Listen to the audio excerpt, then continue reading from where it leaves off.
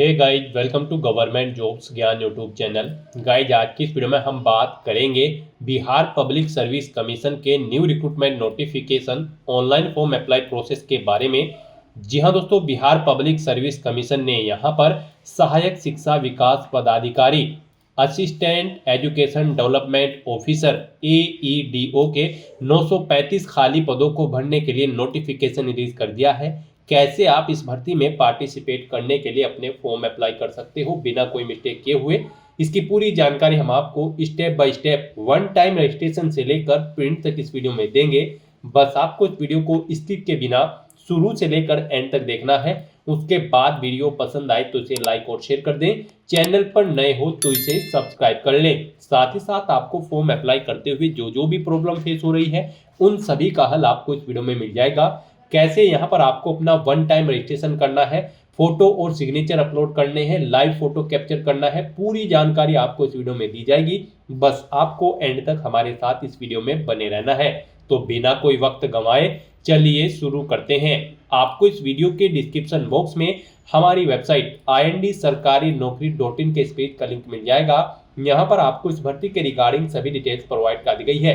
Bihar public service commission BPSC ने assistant education development officer AEDO के 935 खाली पदों को भरने के लिए नोटिफिकेशन रिलीज कर दिया है। आप 27 अगस्त 2025 से 26 सितंबर 2025 तक अपने फॉर्म अप्लाई कर सकते हो। ग्रेजुएट डिग्री धारक कैंडिडेट एलिजिबल हैं, अप्लाई कर सकते हैं।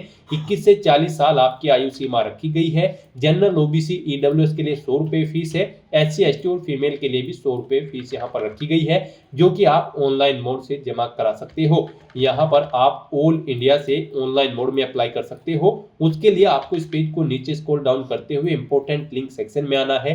ऑफिशियल नोटिफिकेशन PDF लिंक पर क्लिक करके इस भर्ती के नोटिफिकेशन को ओपन कर लेना है और इसमें से आपको पूरी डिटेल रीड कर लेनी है। यहाँ पर आपको सभी डिटेल्स प्रोवाइड कर दी गई है, जैसे कि क्या पोस्ट का नाम है, कितनी उसके लिए नंबर ऑफ वैकेंसीज है, किस कैटेगरी के लिए कितनी वैकेंसीज है, क्या आपका एलिजिबिलिटी क्राइटेरिया होना चाहिए, कैसे आप अप्लाई कर सकते हो और कब से कब तक आप अप्लाई कर सकते हो। पूरी जानकारी आपको इस नोटिफिकेशन में दे दी गई है। आप सभी डिटेल्स यहाँ से रीड आउट करें, उसके बाद अपने फॉर्म अप्लाई कर लें। फॉर्म अप्लाई करने के लिए भी आपको हमारी वेबसाइट के इसी पेज पर ही अप्लाई ऑनलाइन का लिंक दिया गया है। जैसे ही आप इस लिंक पर क्लिक करेंगे तो आपके सामने यहाँ पर बिहार पब्लिक सर्विस कमीशन का ये ऑफिशियल पोर्टल ओपन होगा। यहाँ पर आने के बाद गाइज, अगर आपने पहले से रजिस्ट्रेशन कर रखा है तो आपको अपना ईमेल ID, मोबाइल नंबर या फिर यूजर नेम एंटर करना है, अपना पासवर्ड आपको एंटर करना है और लॉगिन की इस टैब पर क्लिक करके आपको अपने डैशबोर्ड में लॉगिन कर लेना है। और अगर आप इस भर्ती के लिए फर्स्ट टाइम अप्लाई करने जा रहे हो या फिर BPSC के इस पोर्टल के थ्रू किसी भी भर्ती के लिए फर्स्ट टाइम अप्लाई करने जा रहे हो तो सबसे पहले यहाँ पर आपको अपना रजिस्ट्रेशन करना होगा। उसके लिए आपको new registration one time registration के इस लिंक पर क्लिक करना है। उसके बाद आपके सामने यहाँ पर रजिस्ट्रेशन का फॉर्म ओपन हो जाएगा। उससे पहले आपको कुछ इंस्ट्रक्शन दिए गए हैं, आपको इन्हें रीड आउट कर लेना है और फिर आपको क्लोज के ऑप्शन पर क्लिक करके पॉपअप क्लोज कर देना है। और यहाँ पर अब आपको अपना वन टाइम रजिस्ट्रेशन का फॉर्म कंप्लीट करना है। सबसे पहले यहाँ पर आपको अपनी ईमेल ID एंटर करनी है। उसके बाद आपको गेट OTP के ऑप्शन पर क्लिक करना है। फिर यहाँ पर आपको अपना मोबाइल नंबर एंटर करके गेट OTP के ऑप्शन पर क्लिक करना है। उसके बाद आपकी ईमेल ID और मोबाइल नंबर पर OTP आएंगे, वो OTP आपको यहाँ पर एंटर करके वेरीफाई OTP के ऑप्शन पर क्लिक करते हुए अपना मोबाइल नंबर और ईमेल ID को वेरीफाई कर लेना है। फिर यहाँ पर आपको अपना पासवर्ड क्रिएट करना है। वही पासवर्ड आपको इस फील्ड में एंटर करना है, सेम पासवर्ड। कोशिश करें कि यहाँ पर आपका पासवर्ड अल्फा न्यूमेरिक फॉर्मेट में हो, मीन्स आपके पासवर्ड में कम से कम एक अपर केस कैरेक्टर, एक लोअर केस कैरेक्टर, एक इंटीजर नंबर और एक स्पेशल कैरेक्टर जैसे कि @ या फिर डॉलर होना चाहिए। तो इस फॉर्मेट में यहाँ पर आपको अपना पासवर्ड रेडी करते हुए एंटर करना है। फिर यहाँ पर आपको अपना फुल नेम एंटर करना है, उसे नाम को एक बार फिर से एंटर करके वेरीफाई कर लेना है। फिर आपको यहाँ पर अपने फादर का नाम देना है, उसे भी एक बार फिर से एंटर करके वेरीफाई कर लेना है। ऐसे ही यहाँ पर आपको अपनी मदर का नाम एंटर करते हुए उसे भी वेरीफाई कर लेना है। फिर यहाँ पर आपको अपनी डेट ऑफ बर्थ इस कैलेंडर में से सिलेक्ट कर लेनी है। वही डेट ऑफ बर्थ आपको एक बार फिर से यहाँ पर कैलेंडर में से सिलेक्ट कर लेनी होगी कंफर्मेशन के लिए। फिर यहाँ पर आपको अपना जेंडर सेलेक्ट करना है। अपना जेंडर भी आपको दोबारा से सिलेक्ट करके उसे यहाँ पर वेरीफाई कर लेना है। अपनी कोई आईडी आपको सिलेक्ट करनी है, आधार, पैन कार्ड या फिर ड्राइविंग लाइसेंस। और उसके बाद यहाँ पर आपको अपना उसका नंबर देना होगा। नंबर आपको 2 बार एंटर करना होगा वेरिफिकेशन के लिए। फिर यहाँ पर आपसे पूछा गया है कि क्या आपने अपनी 10वीं क्लास कंप्लीट कर ली है। अगर कर ली है तो यहाँ पर आपको ईयर सेलेक्ट करना है, किस ईयर में आपने अपनी 10वीं क्लास पास आउट की है। फिर यहाँ पर आपको अपना बोर्ड का नाम सेलेक्ट करना है, जिस बोर्ड से आपने अपनी 10वीं क्लास पास आउट की है उसका रोल नंबर यहाँ पर आपको देना है अपनी 10वीं क्लास का। ऐसे ही यहाँ पर आपको पूछा गया कि आपने अपनी 12वीं क्लास कंप्लीट कर ली है, किस ईयर में कंप्लीट की है वो ईयर आपको सिलेक्ट करना है। अपना ब्लड ग्रुप यहाँ पर आपको एंटर करना है। फिर आपको अपने फेवरेट स्पोर्ट पर्सन का यहाँ पर नाम देना है। उसके बाद गाइज आपको रजिस्टर के इस ऑप्शन पर क्लिक कर देना है। फिर यहाँ पर आपसे पूछा जाएगा कि क्या आप यहाँ पर डिजी लॉकर पर रिडायरेक्ट होना चाहते हैं, तो यहाँ पर आपको यस के इस ऑप्शन पर क्लिक करना है। नेक्स्ट यहाँ पर आपको अपना मोबाइल नंबर और पिन एंटर करते हुए या फिर यूजर नेम का यूज करते हुए अपने डिजी लॉकर अकाउंट में आपको साइन इन कर लेना है। और डिजी लॉकर अकाउंट पर आपको अपनी केवाईसी कंप्लीट कर लेनी है। यहाँ पर अगर आपका अकाउंट क्रिएट नहीं है तो यहाँ पर आप साइन अप के इस ऑप्शन पर क्लिक करें। यहाँ पर आप अपना मोबाइल नंबर एंटर करें, जनरेट ओटीपी के ऑप्शन पर क्लिक करें। आपके मोबाइल नंबर पर ओटीपी आएगा, उसे आप वेरीफाई करें। अपना नाम एंटर करें, अपनी डेट ऑफ बर्थ यहाँ पर आप एंटर करें, अपना जेंडर सेलेक्ट करें, यूजर नेम दें, अपना पिन क्रिएट करें। और फिर यहाँ पर आप वेरीफाई के ऑप्शन पर क्लिक करते हुए अपना अकाउंट क्रिएट कर लें। और उसके बाद आप लॉगिन करके यहाँ पर अपना डिजी लॉकर अकाउंट वेरीफाई कर लें। यहाँ पर आप अपनी केवाईसी कंप्लीट कर लें डिजी लॉकर अकाउंट की। इस तरह से यहाँ पर अपना डिजी लॉकर अकाउंट वेरीफाई करने के बाद फिर आपको रिटर्न टू बीपीएससी ऑनलाइन के इस लिंक पर क्लिक कर देना है। उसके बाद आपको यस के ऑप्शन पर क्लिक करना है। नेक्स्ट आपके सामने यहाँ पर बीपीएससी की ये वेबसाइट ओपन हो जाएगी। यहाँ पर आने के बाद अब आपको अपना ईमेल आईडी, मोबाइल नंबर या फिर यूजर नेम एंटर करना है, अपना पासवर्ड आपको एंटर करना है और लॉगिन के इस ऑप्शन पर क्लिक करके आपको लॉगिन कर लेना है। लॉगिन के ऑप्शन पर क्लिक करते ही आपके सामने ये कैप्चा कोड शो होगा। आपको ये कैप्चा कोड यहाँ पर एंटर करना है और उसके बाद गाइज आपको प्रोसीड के इस ऑप्शन पर क्लिक कर देना है। फिर यहाँ पर आपसे पूछा गया है कि क्या आप दोबारा से डिजी लॉकर अकाउंट पर रिडायरेक्ट होना चाहते हैं, तो यहाँ पर आपको नो के इस ऑप्शन पर क्लिक करना है। नेक्स्ट आपके सामने आपका डैशबोर्ड ओपन हो जाएगा। अब यहाँ पर आपको अपना ओटीआर रजिस्ट्रेशन कंप्लीट करना है। यहाँ पर आपको कुछ इंस्ट्रक्शन दिए गए हैं, ये इंस्ट्रक्शंस आपको रीड आउट कर लेने हैं और उसके बाद गाइज यहाँ पर आपको प्रोफाइल क्रिएशन के इस ऑप्शन पर क्लिक करना है।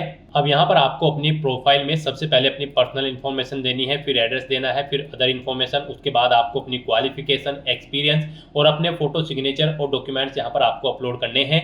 यहाँ पर आपको कुछ चीज़ें ऑटोमेटिकली फिर मिल जाएगी, जैसे कि आपका नाम, आपकी डेट ऑफ बर्थ जो आपने यहाँ पर रजिस्ट्रेशन टाइम पे प्रोवाइड कराए थे। अब यहाँ पर आपको अपना नाम हिंदी में टाइप करना है। यहाँ पर आप अपना नाम हिंदी में टाइप करें। अगर यहाँ पर करेक्टली आपका नाम टाइप नहीं हो रहा है तो आप गूगल के टूल बार पर जाएं, वहाँ पर अपना नाम हिंदी में टाइप करें और वहां से कॉपी करके उसे यहाँ पर आप पेस्ट कर दें। फिर यहाँ पर आपको अपना मैरिटल स्टेटस सेलेक्ट कर लेना है, आप मैरिड हो या फिर अनमैरिड। उसके बाद यहाँ पर आपको दोबारा से सिलेक्ट करके उसे वेरीफाई कर लेना है। फिर यहाँ पर आपकी बॉडी पर कोई कट या तिल का निशान है तो उस पैलेस का नाम यहाँ पर आपको देना है, नहीं है तो यहाँ पर आपको नो मार्क एंटर कर देना है। उसके बाद आपसे पूछा गया कि क्या आपने कभी अपना नाम चेंज किया है। अगर किया है तो यहाँ पर आप यस ऑप्शन सेलेक्ट करेंगे और अपना चेंज नेम यहाँ पर आप देंगे। नहीं किया है तो यहाँ पर आपको नो ही ऑप्शन सेलेक्ट रहने देना है। फिर आपसे पूछा गया कि क्या आप यहाँ पर भारत के नागरिक हैं, तो यहाँ पर आप यस ऑप्शन सेलेक्ट करें। उसके बाद यहाँ पर आपसे पूछा गया क्या आप बिहार राज्य के स्थायी मूल निवासी हैं। अगर हैं तो आप यस करेंगे और फिर नहीं है तो आप नो ऑप्शन सेलेक्ट करेंगे। फिर आपको दोबारा से यहाँ पर ये ऑप्शन सेलेक्ट करके वेरीफाई करना होगा कि क्या आप बिहार राज्य के स्थायी मूल निवासी हैं। तो यहाँ पर आपको वेरिफिकेशन के लिए दोबारा से अपना आंसर सेलेक्ट कर लेना है जो यहाँ पर आपने ऊपर सेलेक्ट किया है। उसके बाद आपको इस पेज को नीचे स्क्रॉल डाउन करना है। गाइस यहाँ पर अगर आप बिहार राज्य के मूल निवासी हैं तो फिर यहाँ पर आपको अपना रेजिडेंस सर्टिफिकेट नंबर देना होगा, यानी कि निवास प्रमाण पत्र संख्या का आपको नंबर देना होगा। वो कब इशू हुआ है वो डेट आपको सेलेक्ट कर लेनी है। फिर यहाँ पर आपको पूछा गया है कि क्या आप यहाँ पर रिजर्व कैटेगरी से बिलोंग करते हैं। अगर करते हैं तो आप यस ऑप्शन सेलेक्ट करेंगे। फिर यहाँ पर आप अपनी कैटेगरी सेलेक्ट कर लेंगे। उसके बाद आप उसे एक बार फिर से सेलेक्ट करके वेरीफाई कर लेंगे। यहाँ पर कास्ट का नाम आप सेलेक्ट करेंगे अपनी कैटेगरी के अकॉर्डिंग। फिर फिर आपको अपना कास्ट सर्टिफिकेट नंबर देना है, कब वो इशू हुआ है वो डेट आपको सेलेक्ट कर लेनी है। और अगर आप यहाँ पर रिजर्व कैटेगरी से बिलोंग नहीं करते हैं तो आपको बस नो ऑप्शन सेलेक्ट करना होगा। फिर यहाँ पर आपसे पूछा गया कि क्या आप ग्रैंडसन या फिर ग्रैंड डॉटर हैं किसी फ्रीडम फाइटर के, अगर हैं तो आप यस करेंगे और फिर उस यहाँ पर फ्रीडम फाइटर सर्टिफिकेट नंबर देंगे, कब वो इशू हुआ है वो डेट आप यहाँ पर सेलेक्ट करेंगे, और नहीं है तो आपको नो ऑप्शन सेलेक्ट कर लेना है। उसके बाद यहाँ पर आपको अपना फिजिकल मेजरमेंट की डिटेल देनी है, यहाँ पर आपको अपनी हाइट सेंटीमीटर में देनी है, फिर आपको अपनी वेट देना है, ये भी किलोग्राम में आपको देना होगा, फिर आपको चेस्ट देनी है सेंटीमीटर में, चेस्ट फुलाने के बाद कितनी है वो यहाँ पर आपको एंटर करना है। उसके बाद यहाँ पर आपसे पूछा गया है कि क्या आप पर्सन विद डिसेबिलिटीज कैंडिडेट हैं, अगर हैं तो आप यस करेंगे और फिर आप दोबारा से एक बार फिर यस करके इसे कंफर्म करेंगे। फिर आपको अपनी डिसेबिलिटी का टाइप सेलेक्ट करना है, फिर यहाँ पर आपको उसका नेचर सेलेक्ट कर लेना है। उसके बाद यहाँ पर गाइड अगर आप यहाँ पर PWD कैंडिडेट नहीं है तो आपको नो ऑप्शन सेलेक्ट करना होगा। उसके बाद यहाँ पर आपसे पूछा गया है आपकी स्पोर्ट्स की डिटेल, यहाँ पर क्या आप मेधावी खिलाड़ी हैं, स्पोर्ट्स पर्सन हैं, अगर हैं तो आप यस करेंगे और उसके बाद नहीं है तो आप नो ऑप्शन सेलेक्ट कर लेंगे। फिर आपसे पूछा गया कि क्या आप ये एक सर्विसमैन हैं, अगर हैं तो यस करें और फिर उसकी डिटेल दें, जैसे कि एक सर्विसमैन सर्टिफिकेट नंबर, कब से कब तक आपने सर्विस की है वो डेट आप सेलेक्ट करें, इनके अकॉर्डिंग आपके ईयर मंथ और डेज एक्सपीरियंस के कैलकुलेट करके आपको शो कर दी जाएंगे, और नहीं है तो आपको नो ऑप्शन सेलेक्ट करना होगा।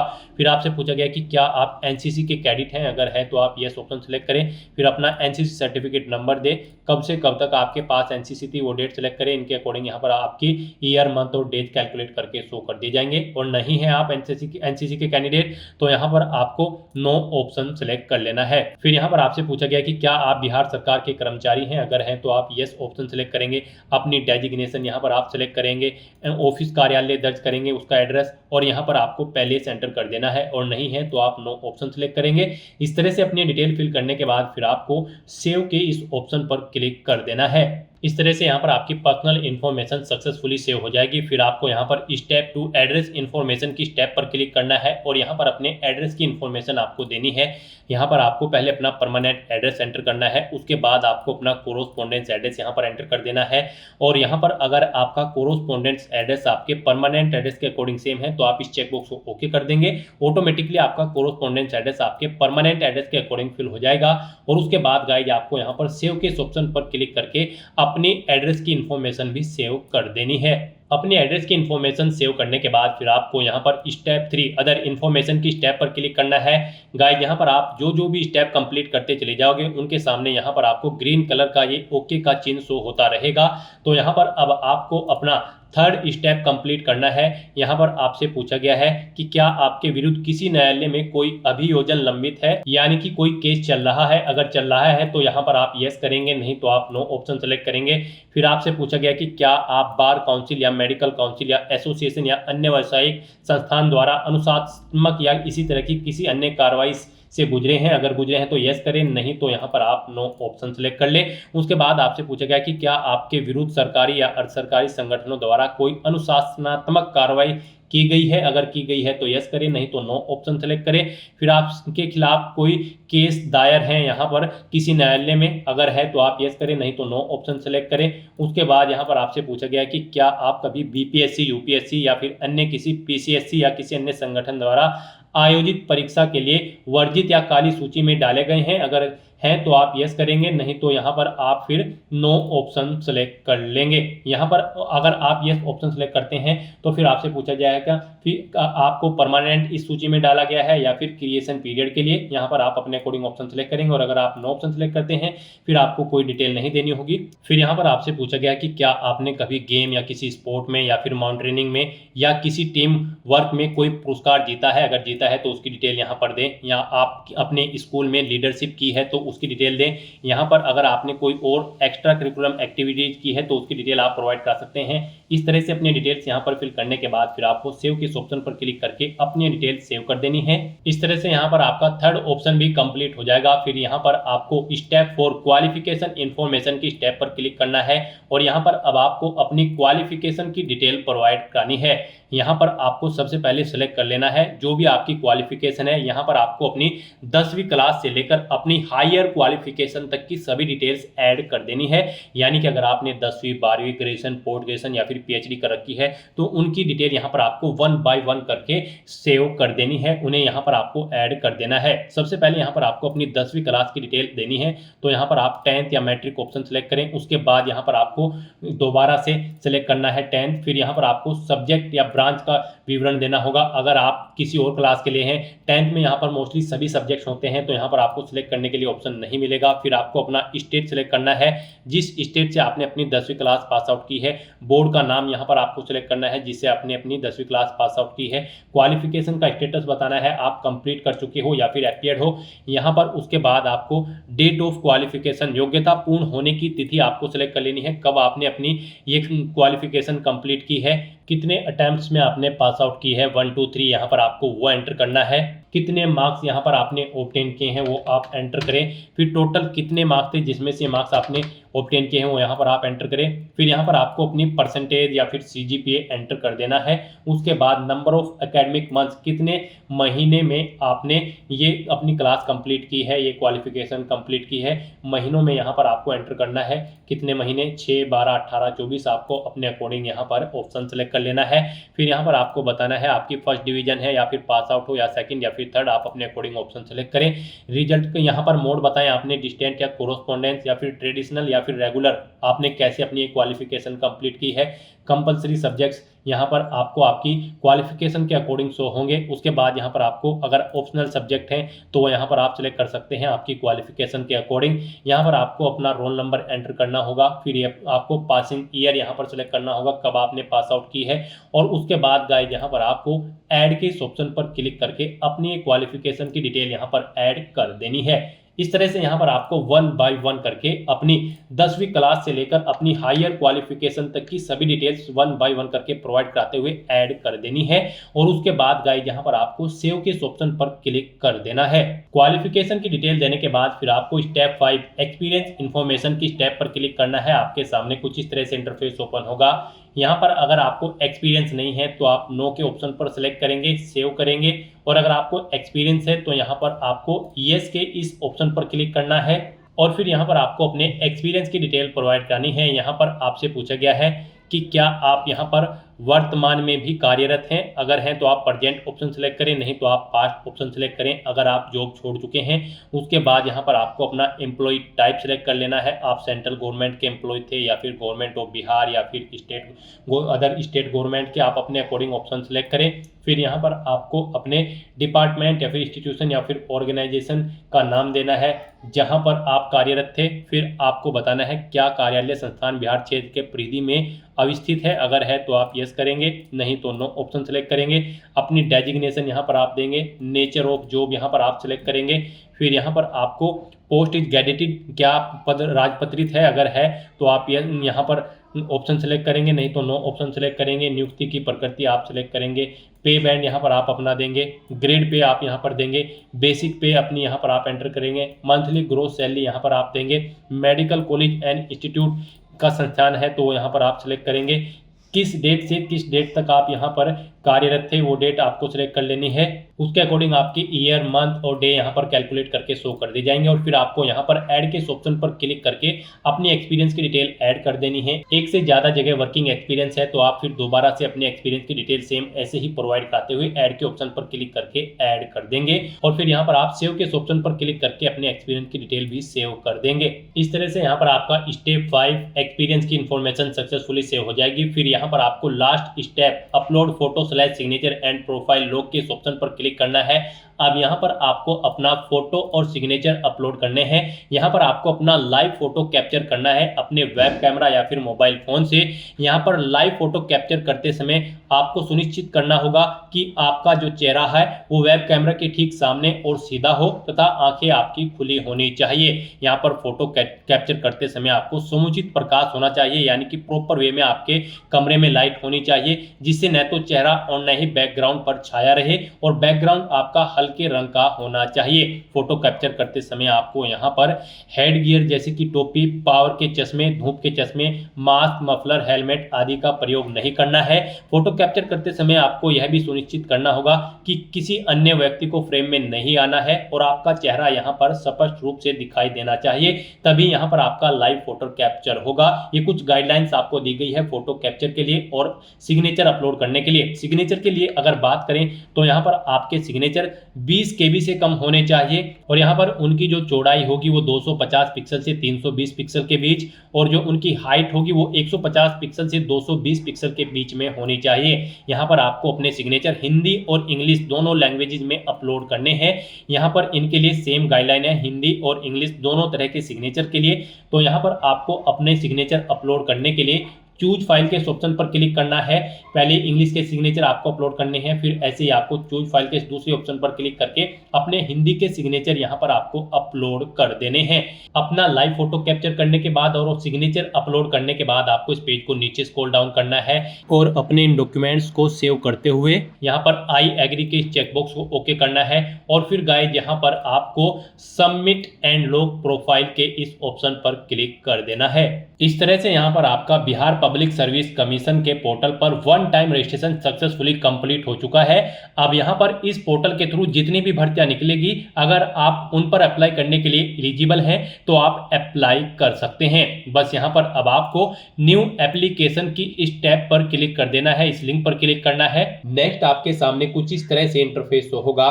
यहाँ पर बिहार पब्लिक सर्विस कमीशन के इस पोर्टल के थ्रू जो भी भर्तियां निकली हुई है वो सभी यहाँ पर आपको शो कर दी गई है। आप यहाँ पर जिस भी भर्ती के लिए अप्लाई करना चाहते हो उसके लिए अप्लाई कर सकते हो। गाइज हम यहाँ पर आपको असिस्टेंट एजुकेशन डेवलपमेंट ऑफिसर की पोस्ट के लिए अप्लाई करके दिखा रहे हैं। इस पोस्ट पर अप्लाई करने के लिए आपको व्यू की इस टैब पर क्लिक करना है। फिर आपके सामने कुछ इस तरह से इंटरफेस होगा। यहाँ पर आपको इस भर्ती की डेट्स के रिगार्डिंग डिटेल प्रोवाइड कर दी गई है। अब आपको चेक एडवर्टाइजमेंट क्राइटेरिया की स्टेप पर क्लिक करना है। नेक्स्ट आपके सामने कुछ इस तरह से इंटरफेस होगा। यहाँ पर आपका फॉर्म स्टार्ट हो चुका है। आपके फॉर्म की सभी डिटेल्स यहाँ पर आपके वन टाइम रजिस्ट्रेशन से फैच कर ली गई है। आपको सभी डिटेल्स केयरफुली चेकआउट करनी है, पेज को नीचे स्क्रॉल डाउन करना है और बस यहाँ पर अब आपको कुछ क्वेश्चंस के आंसर प्रोवाइड कराने हैं और अपना फॉर्म अप्लाई कर लेना है। यहाँ पर आपसे पूछा गया है आपने यहाँ पर बिहार के कितने कॉम्पिटिटिव एग्जामिनेशन में पार्टिसिपेट किया है। यहाँ पर आप अपना आंसर एंटर करें 1, 2, 3 या फिर 0। फिर यहाँ पर आपको अपनी 10वीं क्लास का सर्टिफिकेट नंबर एंटर करना है। फिर यहाँ पर आपको वो कब इशू हुआ है वो डेट यहाँ पर आपको एंटर करनी है। फिर आपको अपना अंडर ग्रेजुएट यानी कि ग्रेजुएट डिग्री का जो आपका सर्टिफिकेट है उसका नंबर देना है, कब वो इशू हुआ है वो डेट आपको यहाँ पर एंटर करनी है। फिर यहाँ पर आपका जो अंडर ग्रेजुएट का सर्टिफिकेट है उसका नंबर आपको यहाँ पर देना है, कब वो इशू हुआ है उसकी भी डेट आपको यहाँ पर देनी है। फिर यहाँ पर आपको सर्टिफिकेट नंबर देना है अगर आपने एग्जाम में स्क्राइब लिया होगा, फिर वो आपको इशू डेट उसकी देनी है। ऐसे ही यहाँ पर आपको अपना नो ऑब्जेक्शन सर्टिफिकेट का नंबर एंटर करना है, उसकी इशू डेट यहाँ पर आपको एंटर कर देनी है। इस तरह से अपनी ये क्वेश्चंस के डिटेल प्रोवाइड कराने के बाद फिर आपको यहाँ पर अप्लाई की स्टेप पर क्लिक कर देना है। फिर यहाँ पर आपको आपकी 10वीं क्लास का जो मैट्रिक सर्टिफिकेट है वो आपको यहाँ पर अपलोडेड शो हो जाएगा। अगर आपने OTR में अपलोड किया होगा, दोबारा से अपलोड करना चाहते हैं तो री अपलोड के ऑप्शन पर क्लिक करके आप अपलोड कर सकते हो और व्यू अपलोडेड डॉक्यूमेंट लिंक पर क्लिक करके आप अपना मैट्रिक सर्टिफिकेट यहां से व्यू कर सकते हो। और उसके बाद गाइस यहां पर आपको अपना लाइव फोटो कैप्चर करना है। उसके लिए आपको यहां पर कैप्चर लाइव फोटो के इस ऑप्शन पर क्लिक करना है और अपने वेब कैमरा या फिर मोबाइल फोन के थ्रू आपको अपना लाइव फोटो कैप्चर कर लेना है। फोटो कैप्चर करते समय यहाँ पर आपको कुछ चीजों का ध्यान रखना होगा। जब आप अपना फोटो कैप्चर करेंगे तो जिस स्थान पर आप अपना फोटो कैप्चर करेंगे वहां पर प्रॉपर वे में लाइट होनी चाहिए, प्लेन बैकग्राउंड आपका होना चाहिए, चेहरे पर आपको कोई मास्क या फिर सर पर कोई टोपी या कानों में ईयरफोन्स वगैरह नहीं लगाने हैं। तो इन चीजों का ध्यान रखते हुए आपको अपना लाइव फोटो कैप्चर कर लेना है। उसके बाद आपको डिक्लेरेशन सेक्शन में आना है, इन डिटेल्स को रीड करना है, आई एग्री के चेकबॉक्स को ओके करना है, पेज को नीचे स्क्रॉल डाउन करना है, यहाँ पर अपनी लोकेशन आपको एंटर करनी है और उसके बाद फिर आपको यहाँ पर सबमिट एंड पे फीस के इस ऑप्शन पर क्लिक कर देना है। सबमिट एंड पे फी ऑप्शन पर क्लिक करने के बाद आपके सामने कुछ इस तरह से इंटरफेस होगा। अब यहाँ पर आपको ऑनलाइन पेमेंट ऑप्शन सेलेक्ट करना है। उसके बाद आपको SBI के ऑप्शन पर सिलेक्ट कर लेना है और फिर गाइस यहाँ पर आपको ओके के ऑप्शन पर क्लिक कर देना है। नेक्स्ट आपके सामने फीस पेमेंट का इंटरफेस ओपन हो जाएगा। यहाँ पर आप debit card, credit card, net banking, UPI या फिर एनईएफटी के माध्यम से अपना फीस पेमेंट कर सकते हो। यहाँ पर यूपीआई आपके लिए बेस्ट ऑप्शन रहेगा। आप अपनी यूपीआई आईडी एंटर करें। एंटर यूपीआई आईडी ऑप्शन पर सेलेक्ट करने के बाद और फिर आप वैलिडेट यूपीआई आईडी ऑप्शन पर क्लिक करते हुए अपना फीस पेमेंट कर दें, या फिर आप यहाँ पर यूपीआई क्यूआर के ऑप्शन पर सेलेक्ट करें। उसके बाद आप पे नाउ के ऑप्शन पर क्लिक करें। फिर यहाँ पर आपको ये क्यूआर कोड शो कर दिया जाएगा। आप इसे अपने यूपीआई से स्कैन करें और अपना फीस पेमेंट कर दें। सक्सेसफुली फीस पेमेंट करने के बाद आपका एप्लीकेशन फॉर्म सबमिट हो जाएगा।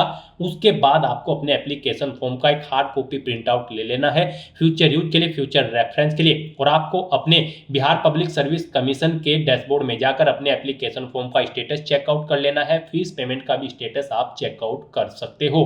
तो दोस्तों, ऐसे आप Bihar public service commission assistant education development officer के 935 खाली पदों को भरने के लिए अपने फॉर्म अप्लाई कर सकते हो बिना कोई मिस्टेक किए हुए। आज की इस वीडियो में बस इतना ही। आई होप ये वीडियो आपको पसंद आई होगी।